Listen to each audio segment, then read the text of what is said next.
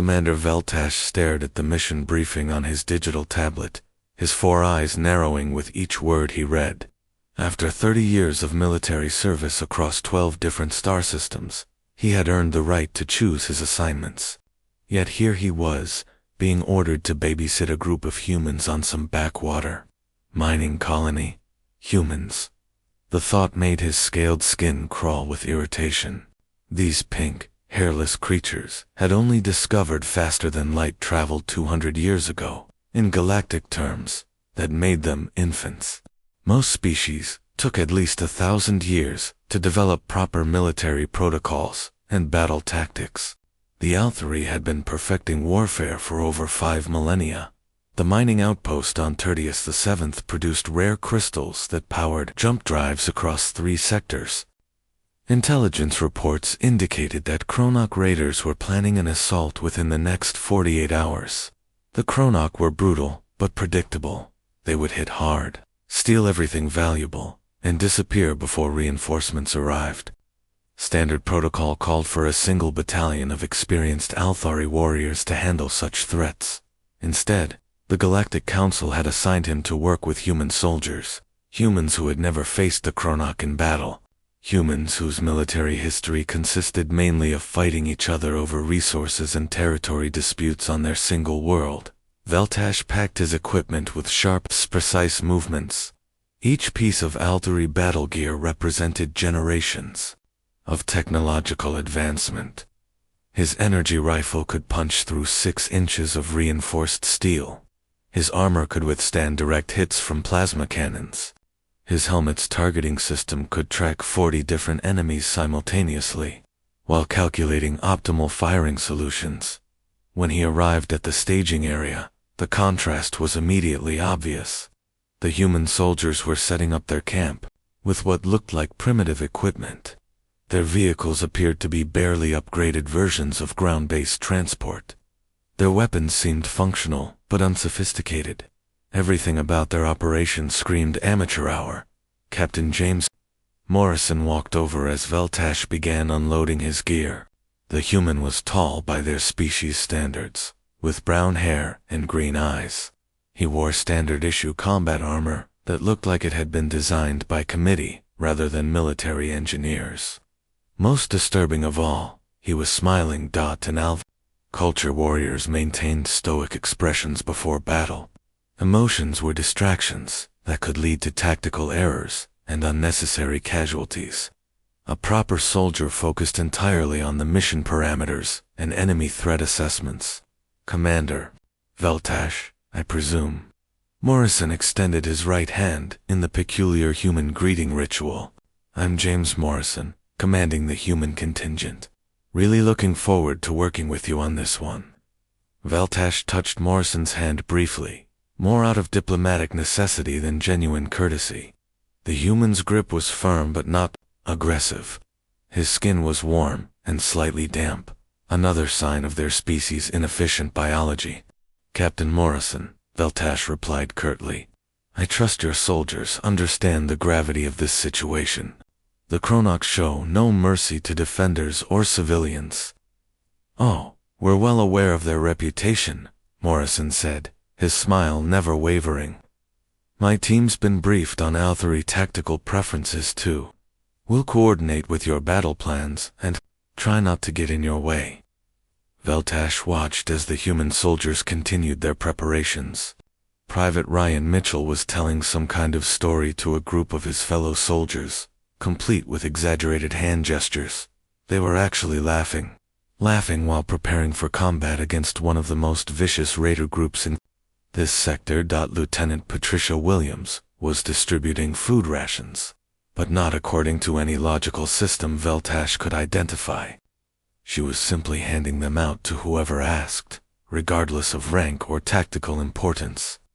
Some soldiers were receiving extra portions, while others shared theirs with nearby personnel. The complete lack of resource management discipline was astounding. Sergeant Kevin Brooks was checking weapons systems while humming some kind of melody. He would pause occasionally to make jokes with nearby soldiers, or offer technical advice to younger personnel in Althari military units. Weapons maintenance was conducted in complete silence to ensure maximum focus and attention to detail. The most disturbing behavior came from the way they treated their equipment. Cavalry soldiers maintained their gear with religious devotion, understanding that proper maintenance could mean the difference between victory and death. These humans were casual about everything. They shared tools freely, helped each other with tasks outside their assigned responsibilities, and seemed more concerned with group morale than individual performance metrics. Veltash had studied human military history during his preparation for this assignment. Their tactical records showed a disturbing pattern of inefficient resource allocation and emotional decision-making. They frequently pursued objectives that offered little strategic value while ignoring more logical alternatives. Their casualty rates in previous conflicts were significantly higher than most galactic species, suggesting poor battlefield discipline and inadequate training protocols. The Kronak fleet would arrive in less than 6 hours. Veltash began calculating revised tactical scenarios that accounted for human incompetence. He would need to position his own forces to compensate for their inevitable retreat when the real fighting began, as night fell over the mining colony. Veltash watched human soldiers gather around small heating units, sharing stories and maintaining their inexplicable optimism. They seemed completely unaware that tomorrow would likely be their last day alive. He prepared himself for the moment when these soft, emotional creatures would finally understand what real warfare meant. The morning sun had barely risen when the first Kronak assault pods came screaming through the atmosphere, like burning meteors. Veltash was positioned on a raised observation platform, his tactical display showing enemy positions as red dots scattered across the colony's perimeter. He had his recording equipment ready to document what he expected would be a textbook case of human military failure. The Kronak pods hit the ground with thunderous impacts that shook the entire settlement. Each pod was the size of a small building and contained 12 heavily armed warriors.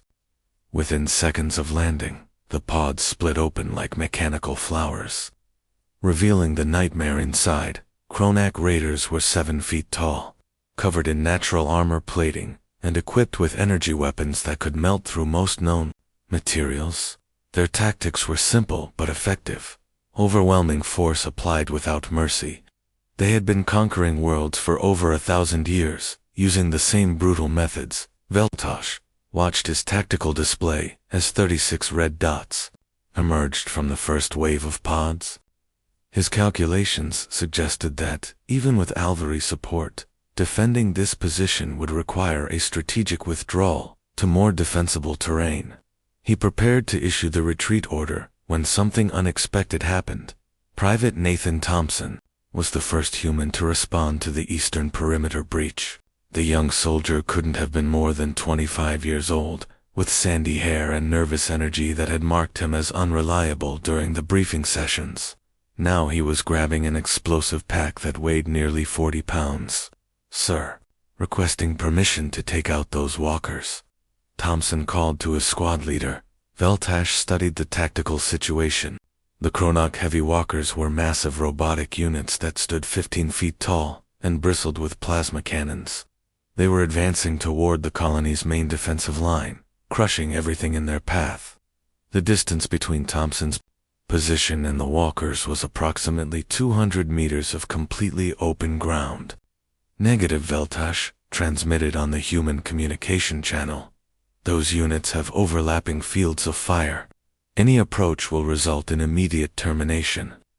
Thompson looked back at the civilians who were still evacuating from the residential areas.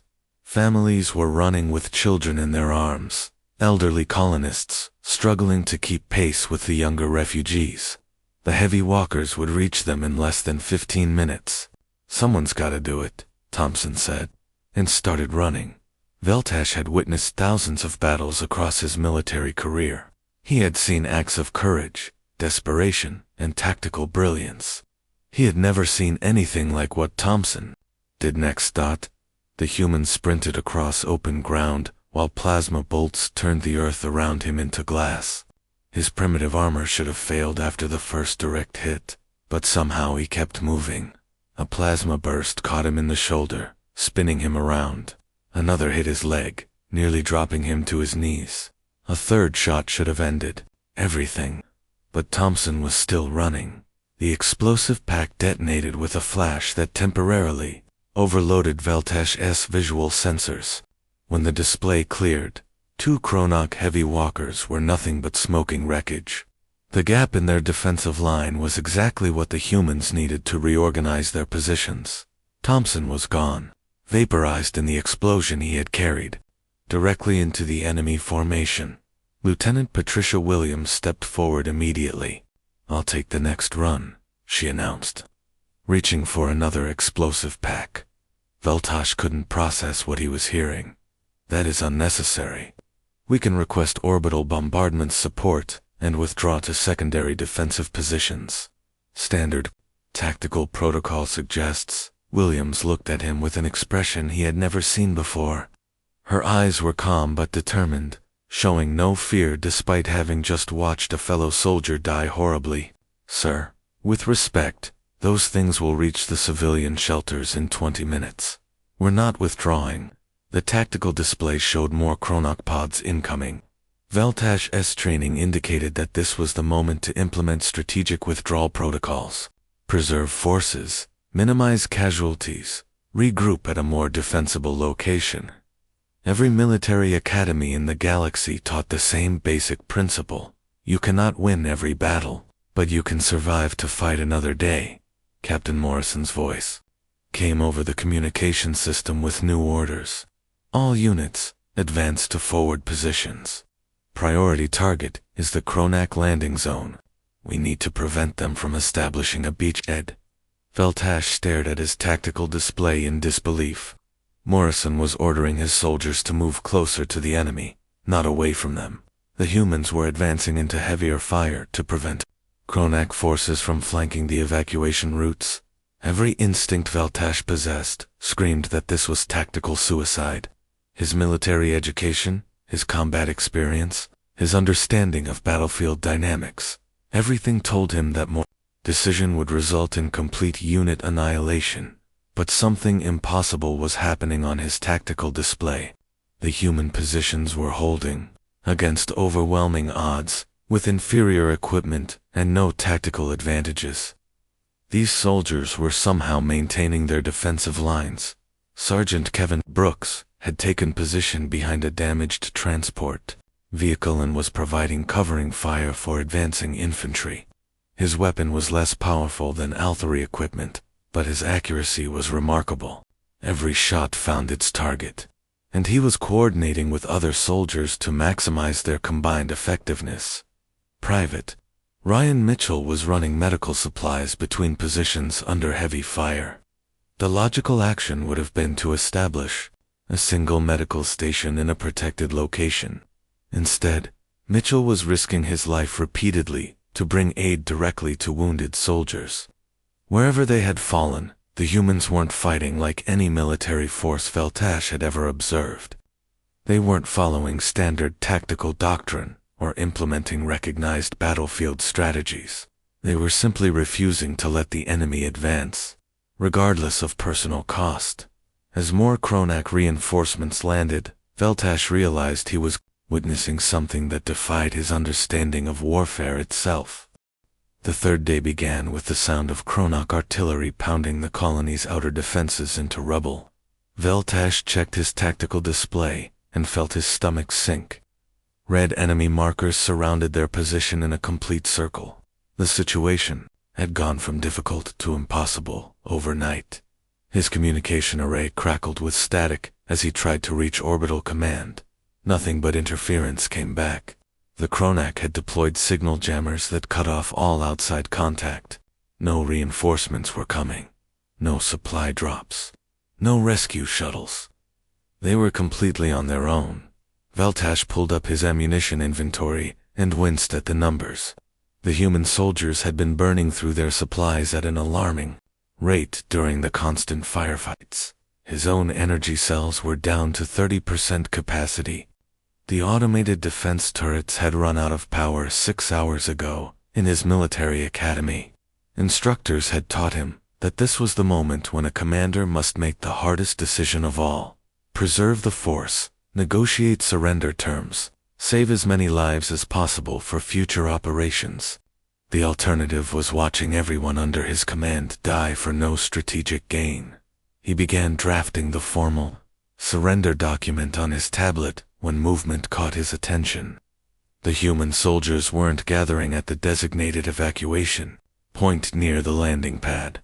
Instead, they were moving in the opposite direction, heading deeper into the colony toward the residential areas. Veltash activated his communication system and called Captain Morrison directly. "Morrison, your soldiers are moving in the wrong direction. The evacuation shuttles will be here in 58 minutes. You need to get your people to the extraction point immediately." Morrison's voice came back, calm but firm. "Negative, Commander. We're repositioning to defend the shelter complexes." "That makes no tactical sense," Veltash replied, his voice rising with frustration. "The Chronok will overrun those positions within hours. Your soldiers will be trapped with no escape route." "That's the idea," Morrison said. "We're not leaving." Veltash switched to direct visual contact and rushed toward Morrison's position. He found the human captain in a narrow corridor that led to the main civilian shelter. The hallway was barely wide enough for two people to walk side by side, with thick concrete walls on both sides. It was a natural choke point that could be defended by a small force, but it was also a death trap. Sergeant David Parker was there too, setting up defensive barriers, despite the fact that his left leg was heavily bandaged. Shrapnel from a Chronak grenade had torn through his thigh muscle 2 days earlier. The human should have been in the medical bay, not preparing for combat. "Parker, you're in no condition to fight," Veltash observed. "Report to the medical evacuation area immediately." Parker looked up from the heavy weapon he was positioning and shook his head. "Can't do that, sir. My squad needs me here." "Your squad will be dead in 3 hours," Veltash stated bluntly. "This position cannot be held against a full Chronok assault." Morrison finished checking his rifle's power cell and looked at Veltash with that same calm expression he had worn since the first day. "Commander, there are about 300 families in those shelters. Men, women, children, elderly folks who couldn't make it to the evacuation ships. They're counting on us to keep the Chronok away from them." Veltash felt his confusion growing. Half of those civilians are Zentarians, the other half are Regilians and vegan colonists. They're not even your species. You have no obligation to protect them. The statement seemed to genuinely puzzle Morrison. He tilted his head slightly, as if Veltash had said something in a foreign language. "They can't fight back, Commander. That's all that matters to me." "But it serves no strategic purpose," Veltash insisted. "If you withdraw now, you can regroup with other human forces and mount a more effective resistance later. This sacrifice achieves nothing. It achieves everything," Morrison replied quietly. "Those families get to live another day. Their children get to grow up. That's worth more than any strategic objective." The concept was completely alien to military thinking. Soldiers existed to serve larger strategic goals. Individual battles might be lost to win overall campaigns. Resources were allocated based on maximum efficiency and long-term planning. Emotional attachments to non-military personnel were considered dangerous distractions. But as Veltash watched the human soldiers prepare their final defensive positions, he began to understand that they were operating under completely different rules. These weren't strategic calculations or tactical decisions. They were moral choices that defied logical analysis. The final Chronak assault began at sunset. Veltash positioned himself where he could observe the corridor that Parker was defending.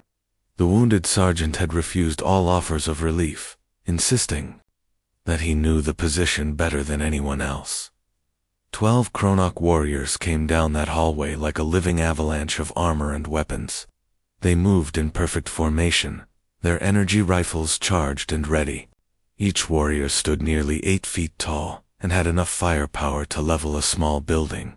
Parker was alone at the far end of the corridor, barely able to stand on his injured leg. His rifle had enough power for maybe 30 shots. His backup weapon was a simple combat knife that looked ridiculous compared to Chronok battle claws. Any reasonable military assessment would have concluded that Parker's position would fall in seconds. The Chronok would sweep through the corridor and reach the civilian shelters within minutes. Instead, Veltash watched something impossible unfold before his eyes. Parker didn't retreat when the Chronak opened fire. He didn't call for backup when his position became untenable. He didn't attempt to negotiate when his weapon ran empty. He simply stood in that narrow corridor and refused to let the enemy pass. When his rifle died, Parker drew his knife and kept fighting.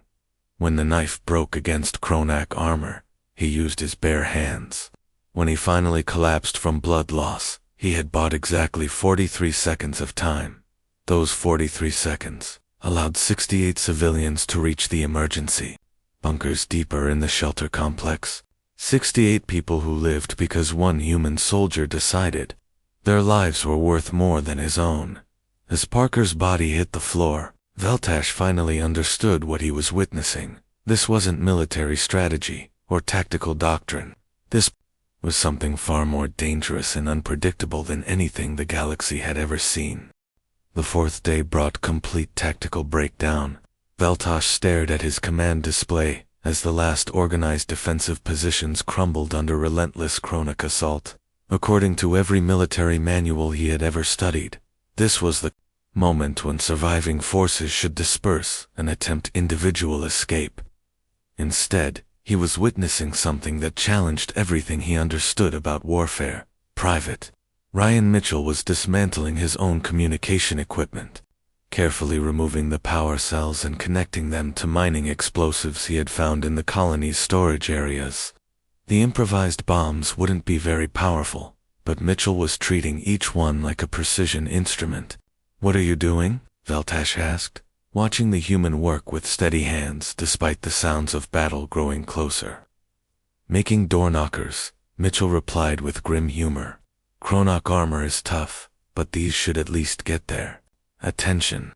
Veltash realized that Mitchell was creating suicide weapons. The young soldier was planning to carry these improvised explosives directly into enemy formations, knowing he wouldn't survive the experience. This violated every principle of resource conservation and tactical efficiency. Nearby, Sergeant Kevin Brooks was doing something even more incomprehensible. He was using his own body to shield a wounded Al-3 soldier from incoming fire while dragging the alien to safety. Brooks was exposing himself to enemy weapons to protect someone who wasn't even human. "Leave me," the injured Al-3 gasped. "Save yourself." "Not happening, buddy," Brooks replied, ignoring the plasma bolts that were scorching the ground around them. "We're all getting out of this together." The wounded Al-3 weighed nearly twice as much as Brooks, and the human was already exhausted from 3 days of continuous combat. Yet he continued pulling his alien comrade toward the makeshift medical station, refusing to abandon him even when Chronak warriors were advancing on their position.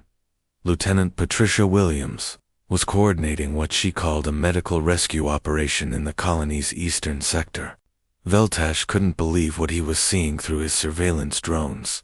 Williams had organized a squad to venture into enemy-controlled territory for the sole purpose of retrieving wounded Chronak soldiers who had been left behind by their own forces.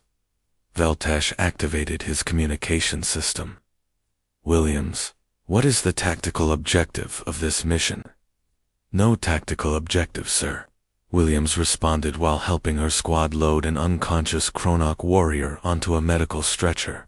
"These soldiers are badly hurt. We can't just leave them to die." "They are enemy combatants," Veltash stated, his voice rising with frustration. "They were attempting to kill you 12 hours ago." Williams paused in her work and looked directly at one of his surveillance drones. "They're people, Commander. Hurt people who need help." That's all that matters right now. The human squad spent 20 precious minutes extracting 3 wounded Kronak warriors from a collapsed building. They used their own medical supplies to treat enemy soldiers. They shared their limited water rations with prisoners who had been trying to kill them just hours earlier. They risked their lives to minimize suffering, even when those actions compromised their defensive positions. Veltesh found himself calculating the tactical implications of these decisions.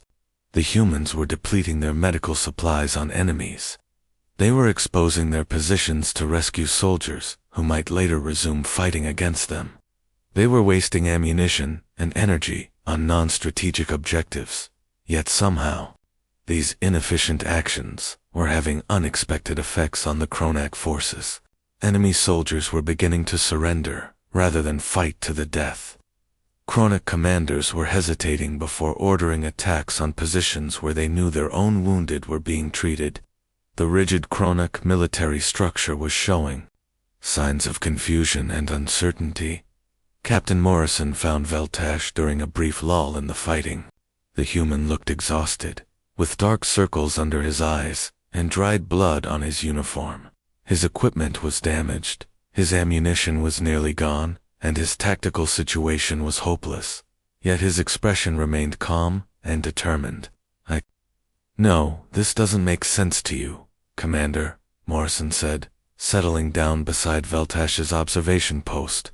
Most alien species think we're completely insane. Maybe we are? I've had this conversation with military leaders from a dozen different worlds. Veltesh studied the human's face, looking for signs of the fear or desperation he expected to see. Instead, he found only quiet resolve and something else he couldn't quite identify. Your actions serve no strategic purpose. You're sacrificing tactical advantages to help people who cannot contribute to your mission objectives. That's exactly the point, Morrison replied. We can't stand by and watch innocent people suffer when we have the power to help them. Doesn't matter if they're human, Althari, Kronak, or something we've never seen before. If they're hurt and we can do something about it, we will. Even if it means your own death, Veltesh asked. Morrison was quiet for a long moment, considering the question seriously. Around them, the sounds of distant explosions and weapon fire continued as his soldiers maintained their impossible defensive positions. Especially then, Commander, what's the point of surviving if you become something you can't live with? The statement hit Veltesh like a physical blow. In Althari culture, survival was the highest priority. Military doctrine emphasized preserving forces for future engagements. Individual soldiers were valuable resources that should be conserved and deployed efficiently. But Morrison was describing a completely different philosophy. These humans were willing to die to remain true to their principles. They would sacrifice tactical advantages, strategic positions, and their own lives, rather than compromise their moral standards. Your species fights wars to protect your values, Veltesh observed slowly. But our species fights wars to win them. Maybe that's why most of the galaxy is afraid of us, Morrison said with a tired smile. We're not trying to win. We're trying to do what's right. That makes us unpredictable. Veltesh found himself unable to argue with the internal logic of Morrison's position. Even though it violated everything he had been taught about military strategy and tactical efficiency. The 5th day dawned, with the sound of Kronak victory chants echoing across the smoking ruins of the colony.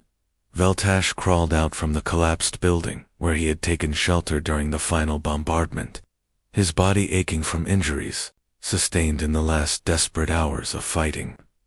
Around him, the settlement that had housed over 3,000 beings lay in rubble.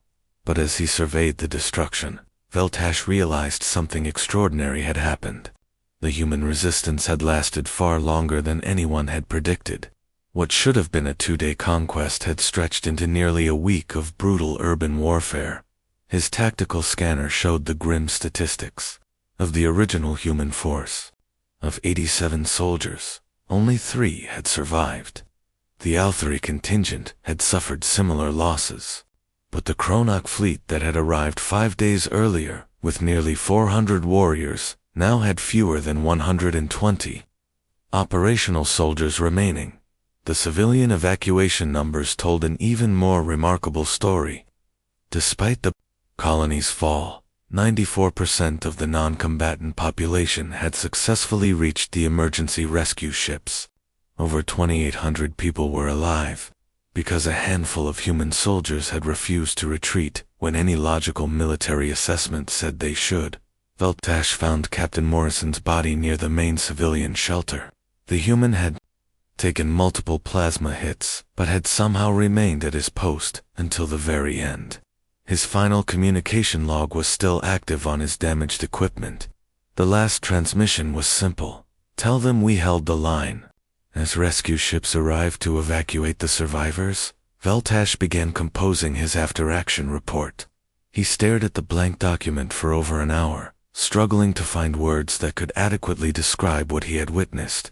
How could he explain to the Althari High Command that everything they understood about human military capabilities was fundamentally wrong? The humans hadn't fought like soldiers. They had fought like something entirely different. They had made tactical decisions that violated every principle of military efficiency. Yet somehow those decisions had achieved results that conventional strategies could never have accomplished. 3 weeks later, Veltash stood before the Alvari Military Council in their grand chamber on the homeworld. The 12 senior commanders sat in judgment, their expressions skeptical as he delivered his verbal briefing. "The humans don't fight to win battles," Veltash explained, his voice steady, despite his inner turmoil. "They fight to ensure that others survive. This fundamental difference in motivation makes them impossible to negotiate with, impossible to intimidate, and impossible to predict using standard tactical analysis." General Korthvac, the Council's senior member, leaned forward with obvious irritation. "Commander, are you seriously suggesting that these primitive creatures defeated a Kronak invasion force through sentimentality?" "They didn't defeat the Kronak," Veltash corrected. "The colony fell, as predicted, but the cost inflicted on the enemy was far beyond any reasonable projection. The Kronak lost over 2/3 of their invasion force to accomplish what should have been a simple raid." The generals exchanged glances filled with skepticism. Veltash could see they were already dismissing his report as the confused ramblings of a traumatized soldier. He had expected this reaction, but it still frustrated him. Furthermore, Veltash continued, the human defensive actions delayed. The Kronak advanced long enough for Galactic Defense Forces to mobilize a counterattack. The entire enemy fleet was destroyed when reinforcements arrived. What began as a minor raid became a strategic disaster for the Kronak military. The council members whispered among themselves, clearly uncomfortable with implications they couldn't quite grasp. General Morthic spoke up from the far end of the table. "Even if your assessment is accurate, this represents an isolated incident. One unusual battle doesn't indicate a broader pattern." Veltash had anticipated this objection. He activated his holographic display, showing intelligence reports from across the galaxy. Similar accounts are being filed from 17 different star systems where humans have been involved in defensive actions. The pattern is consistent. Human forces suffer enormous casualties, but inflict disproportionate damage on attackers through tactics that defy conventional military logic. The reports were remarkable in their consistency. Human soldiers consistently chose protective actions over tactically sound alternatives. They shared resources with allies and even enemies. They risked their lives to minimize civilian casualties, even when such actions compromised military objectives. Most disturbing of all, they seemed genuinely willing to die for strangers over the following months. Intelligence reports from across known space began confirming Veltash's assessment. The Kronak military leadership had issued new operational guidelines specifically regarding human territories. Their official recommendation was simple: avoid engagement whenever possible. Other aggressive species were reaching similar conclusions. The Vorthan Empire quietly removed human systems from their expansion target lists. The Nexari Confederacy reclassified human space as inadvisable for conquest operations. The brutal Jaktar raiders simply began avoiding sectors with significant human populations. The reasoning was always the same. Humans weren't militarily superior to these established powers. Their technology was adequate but not exceptional. Their tactical training was decent but not outstanding. Their strategic thinking was often flawed by emotional considerations. But none of that mattered because humans represented something far more dangerous than military superiority. They were a species that consistently valued protecting others more than their own survival. This made them utterly unpredictable in any conflict scenario. Traditional military planning relied on the assumption that enemy forces would act rationally to preserve their own interests. Negotiation was possible because all parties wanted to minimize their losses. Intimidation worked because the threat of destruction motivated reasonable behavior. Humans broke all these assumptions. They couldn't be negotiated with because they wouldn't abandon their protective instincts for tactical advantage. They couldn't be intimidated because they were genuinely prepared to die for their principles. They couldn't be predicted because their decisions were based on moral considerations, rather than strategic calculations. A year after the colony battle, Veltash received a communication from Galactic Intelligence Command. The brief message contained a single piece of information that would have seemed impossible just months earlier. Reported aggressive actions against human territories had decreased by 78% across all monitored sectors, not because humans had become militarily dominant, but because potential attackers had simply decided that conquest wasn't worth the cost. Veltash often found himself thinking about Captain Morrison's final words. Tell them we held the line. The humans hadn't just held their own defensive line during that desperate battle. They had somehow held everyone's line against forces that sought to harm innocent people. In doing so, they had accomplished something that the most powerful military forces in the galaxy had never achieved. They had made war itself too expensive for their enemies to afford.